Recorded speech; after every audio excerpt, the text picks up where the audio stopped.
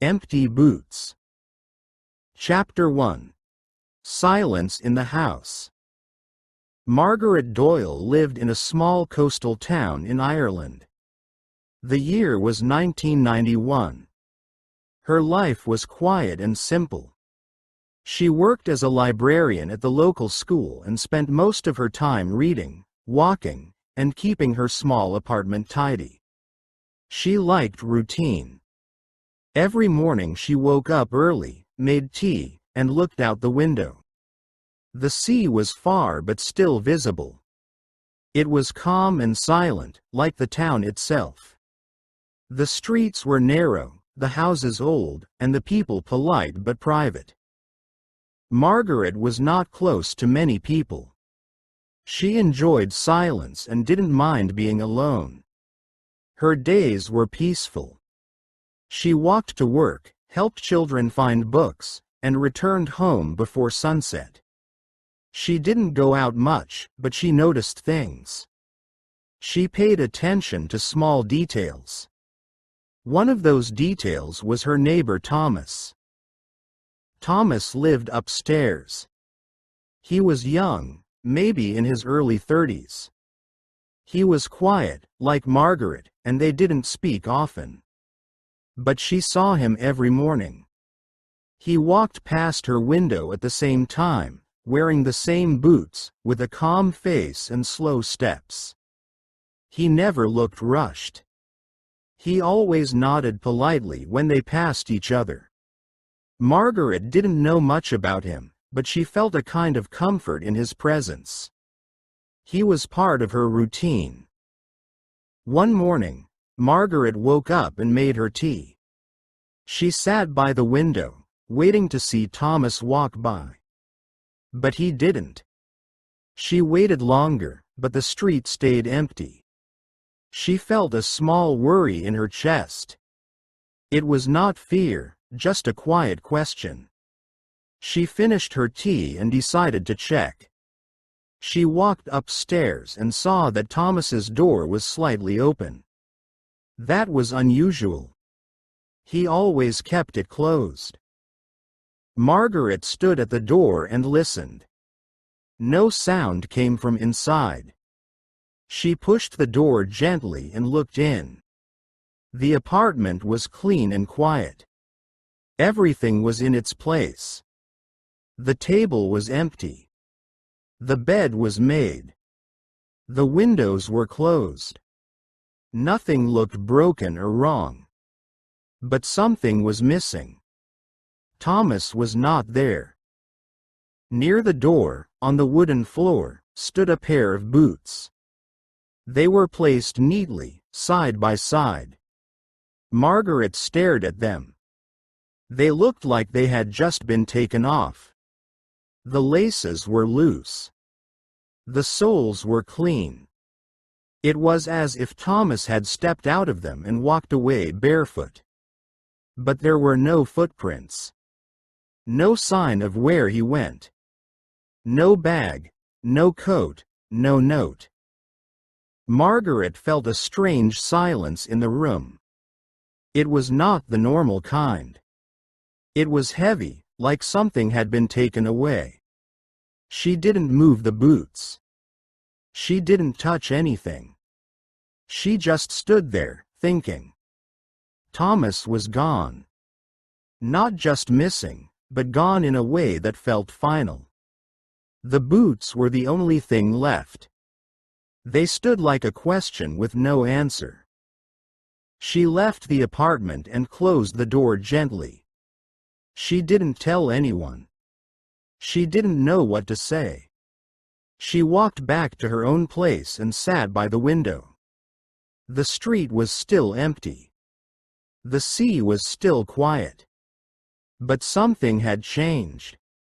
Margaret felt it. The silence was deeper now. It was not just outside. It was inside her too.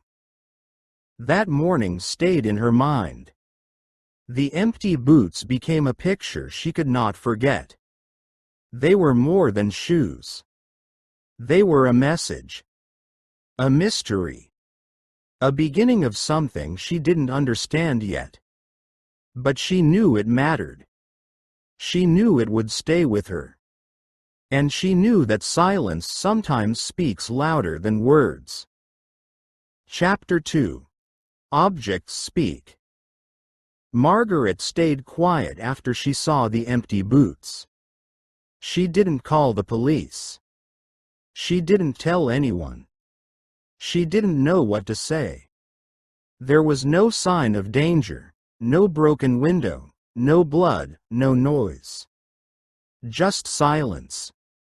And silence was something Margaret understood. She lived with it every day. But this silence felt different. It was not peaceful. It was full of questions. She began to think about Thomas more. He had always been quiet but present. Now he was gone, and only his things remained. Margaret felt drawn to those things. She didn't enter his apartment again right away. But she remembered what she saw. The boots. The clean floor. The postcard on the table. It was half-written, with soft handwriting. The message was never finished. The address was missing. It looked like someone had started to speak, then stopped.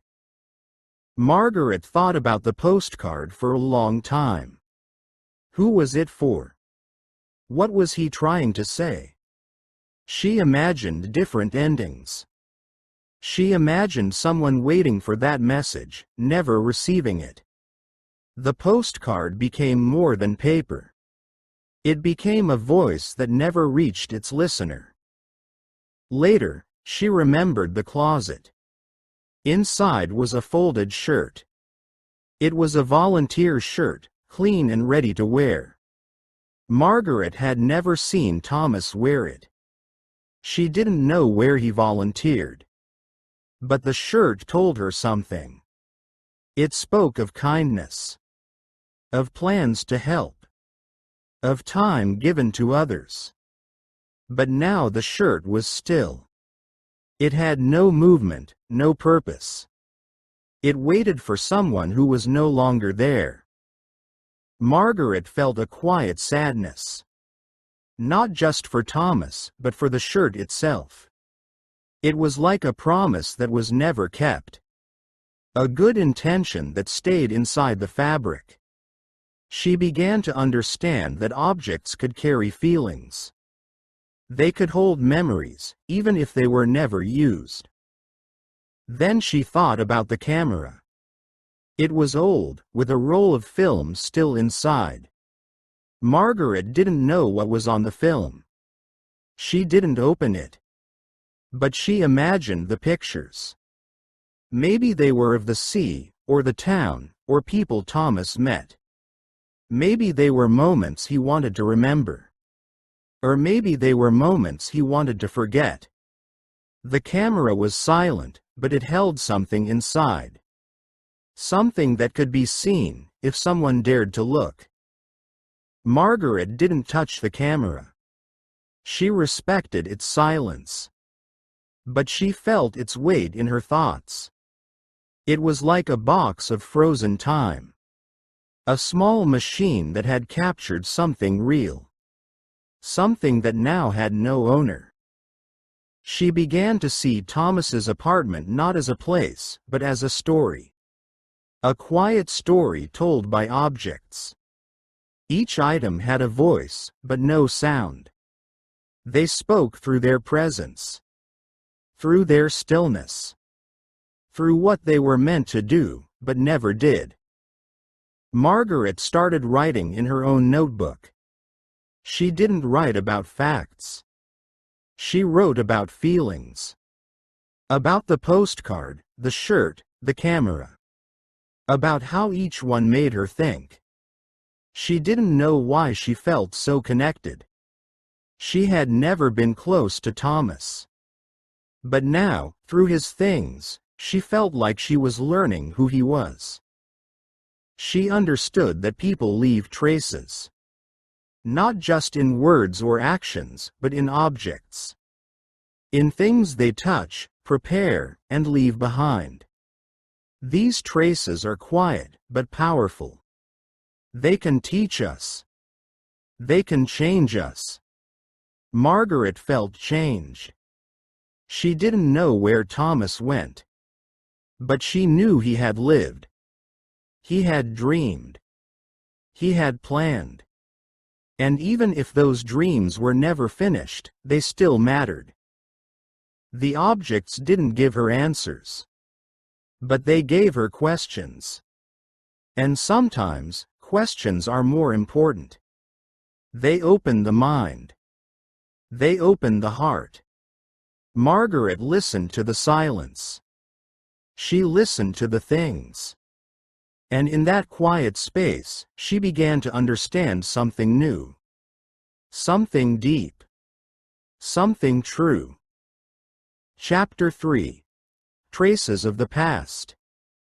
Margaret sat by her window, watching the quiet street below. The days were passing slowly, and Thomas's absence was still a mystery. No one asked about him. No one seemed to notice. But Margaret noticed everything. She remembered the small talks they had shared. They were never long, never deep, but they stayed in her memory. Thomas had always been polite, calm, and gentle. He spoke with care, choosing his words like someone who didn't want to disturb the silence around him. He often talked about the future. He mentioned places he wanted to visit, books he planned to read, and projects he hoped to start. But he never spoke about his past. Margaret realized that now. There were no stories about childhood, no memories of family, no names from before. It was like Thomas had arrived in the town without a history. He was present, but not rooted. He was like a leaf resting on water, floating quietly without direction. One afternoon, Margaret returned to his apartment. She didn't feel like she was invading. She felt like she was listening. The room was still untouched. The boots were still by the door. She walked slowly, looking at the objects again. This time, she opened a drawer near the bed. Inside, she found a notebook. It was old, with a soft cover and pages filled with handwriting. She sat down and began to read. The notebook was full of short stories. Some were only a few lines. Others were longer, but none were finished. They were about people who felt lost, places that didn't exist, and moments that seemed to float in time. Margaret read each one carefully. The words were quiet, but full of emotion. She felt like Thomas had poured his thoughts into the pages, trying to make sense of something he couldn't say out loud. There were also letters. They were written to no one. No names, no addresses. Just thoughts, written like messages in a bottle. Some letters spoke of hope. Others spoke of fear. One letter described a dream where the writer disappeared, leaving only his shoes behind. Margaret paused when she read that. It felt too close. Too real. She looked at the boots again. They were not just shoes. They were part of the story. Margaret turned the pages slowly. She saw ideas for poems, lists of questions, and drawings of doors and windows. Thomas had filled the notebook with pieces of himself. Not facts, but feelings. Not answers, but reflections. Margaret realized that Thomas had lived inside his thoughts. He had built a world in his mind, quiet and deep. His disappearance was not loud. It was soft, like a door closing gently in the night. She felt closer to him now than ever before. She understood that silence can hold meaning. That absence can speak. Thomas had not left nothing behind. He had left traces. In his stories, in his letters, in the way he placed his boots. Margaret felt those traces like footprints in snow. They were fading, but still there. She closed the notebook and held it in her hands. It was not just paper. It was memory. It was a voice. She didn't know where Thomas had gone. But she knew he had existed. He had felt. He had tried. And that mattered. Margaret stood up and looked around the room. Everything was still. But inside her, something had moved. She walked back to her apartment with the notebook. She placed it on her desk, next to her own journal. She didn't plan to read it again soon. She just wanted it near. It reminded her that people are more than what they show. That behind every quiet face, there is a story waiting to be heard. And sometimes, the most powerful stories are the ones left unfinished. Chapter 4. Emptiness as a Mirror. Margaret began to change slowly. It was not something she planned. It happened quietly, like the way morning light enters a room. After Thomas disappeared, she spent more time thinking. She didn't feel afraid anymore. The silence that once made her feel lonely now felt like a space to grow. She started to listen to her thoughts more carefully. She began to write in her notebook every evening. At first, she wrote simple things, what she saw, what she remembered, what she felt. But soon, her words became deeper. She wrote about time, about choices, about the meaning of small things. She bought a pair of boots that looked like Thomas's. They were simple, dark, and strong. She placed them near her door, just like he had. Every morning, she looked at them before leaving the house. They were not just shoes. They were a question. They asked her, "What will you leave behind?" Margaret didn't have an answer yet, but she liked the question. It helped her think about her life in a new way. Margaret started to notice the objects in her own apartment. A cup she used every day. A scarf her mother gave her. A book she had read many times. These things were part of her story. They were quiet, but they held meaning. She realized that objects are not just things we use. They are signs of who we are. They carry memories. They show how we live. Even after we are gone, they stay. They speak for us. She remembered how Thomas's camera had film inside. It was never developed. She thought about the pictures that might be there. Maybe they were beautiful. Maybe they were sad. But they were real. They were moments he wanted to keep. Margaret didn't try to open the camera. She respected its silence. But she understood now that every object has a voice. We just need to listen. Margaret began to live with more care. She didn't rush through her days. She paid attention to small things. The way the light touched her desk. The sound of rain on the window. The feeling of warm tea in her hands. She started to write about these moments. She wanted to remember them. She wanted to leave something behind that showed she had lived. She also began to help others in quiet ways. She listened more at work. She smiled at people she didn't know. She gave books to children who needed them. These actions were small, but they mattered. Margaret understood that we don't need to be loud to make a difference. Even quiet lives can leave strong marks. The boots near her door became part of her daily life. They reminded her of Thomas, but also of herself. They were a mirror. They showed her what she was becoming. Margaret didn't know where Thomas had gone. But she knew he had left something important. His silence had helped her hear her own voice. She didn't try to explain everything.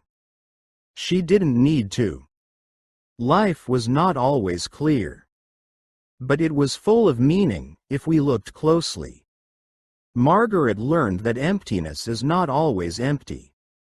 Sometimes it is full of questions, full of memory, full of change.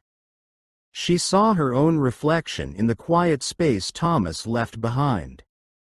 And in that reflection, she found strength. Margaret kept writing. She kept listening.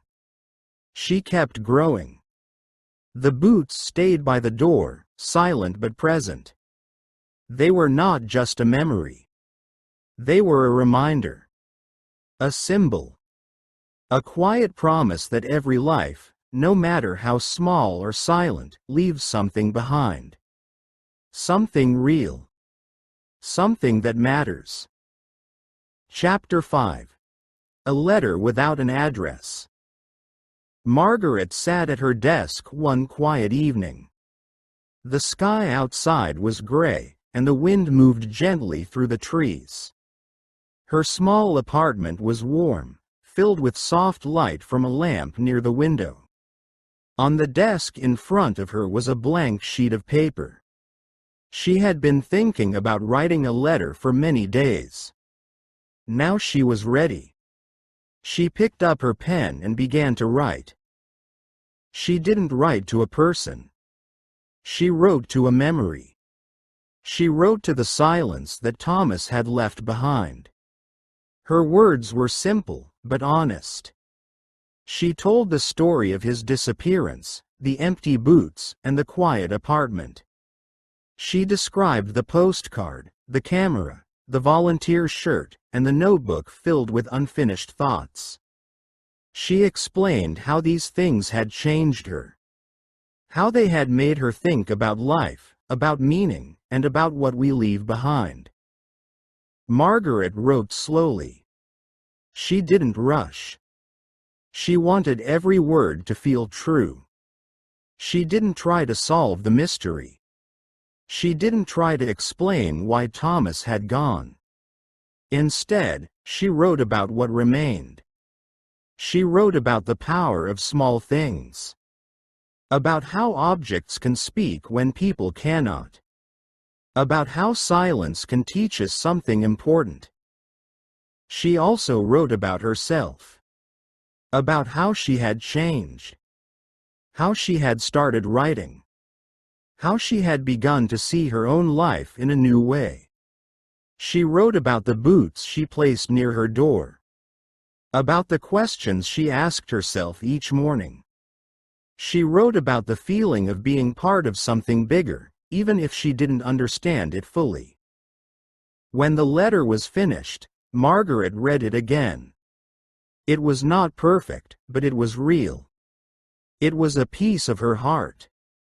She didn't know who should read it. She didn't know if anyone ever would. But she wanted the story to live. She wanted someone, someday, to find it and feel something. She walked to the library the next morning. The building was quiet, as usual. She went to the shelf where Thomas had once borrowed a book. She remembered the title. It was a novel about travel and memory. She opened the book and placed the letter inside, between two pages near the middle. Then she closed it gently and returned it to the shelf. Margaret didn't tell anyone. She didn't mark the book. She didn't leave a note. She simply walked away. She didn't expect anyone to find the letter. But she hoped. She hoped that one day, someone would open that book, read her words, and understand. Not just the story of Thomas, but the feeling behind it. The quiet truth that even in absence, there is presence.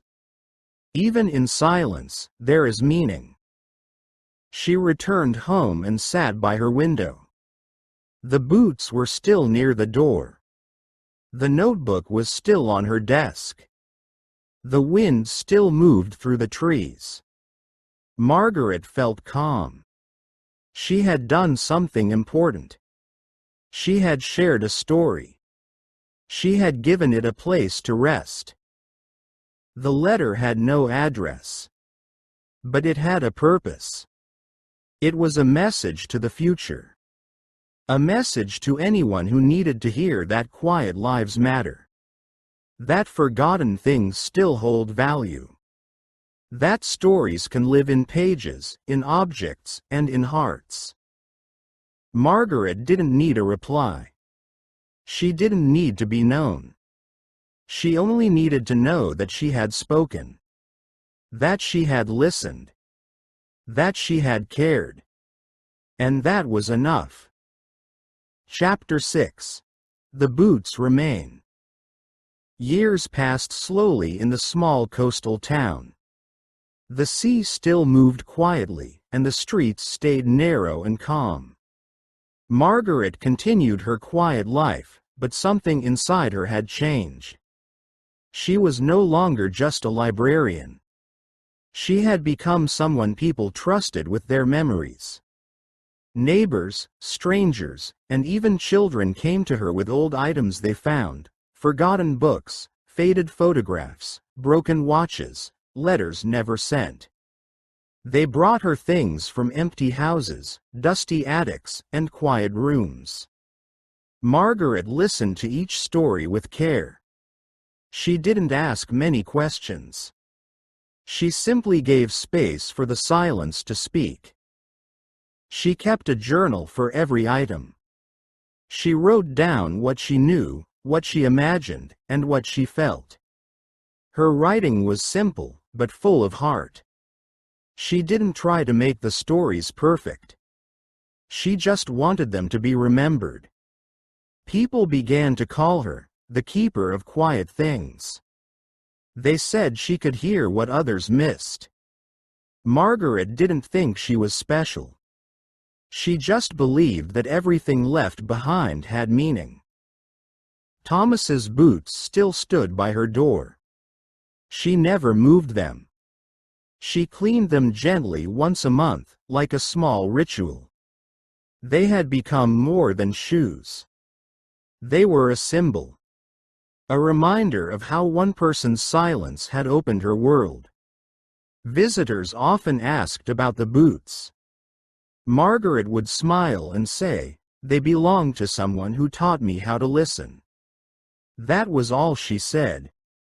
She didn't tell the full story. She let the boots speak for themselves. Margaret's apartment became a quiet museum. Not with glass cases or bright lights, but with shelves and boxes filled with stories. Each item had a place. Each one had a name. She didn't organize them by date or type.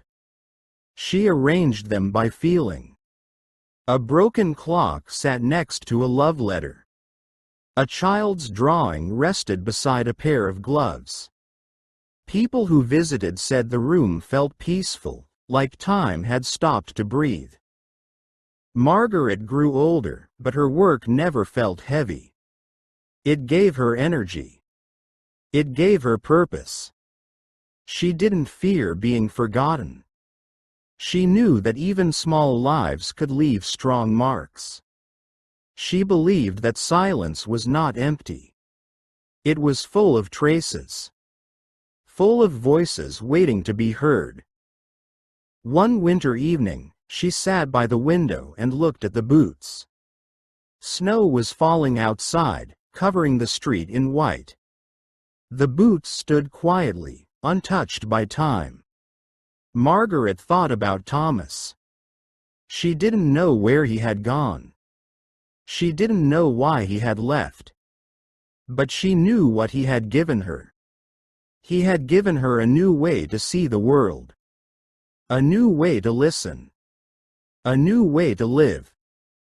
She picked up her notebook and wrote one last entry about the boots. She wrote that they were not just a memory. They were a beginning. A doorway. A mirror. They had taught her that every person is a story. And even if they disappear, their presence can stay. In objects. In memory. In change. Margaret closed the notebook and placed it on the shelf. She turned off the lamp and sat in the quiet. The room was full of stories. Full of life. Full of meaning. And in the silence, the boots remained. Moral. Disappearance is not emptiness. It leaves behind traces.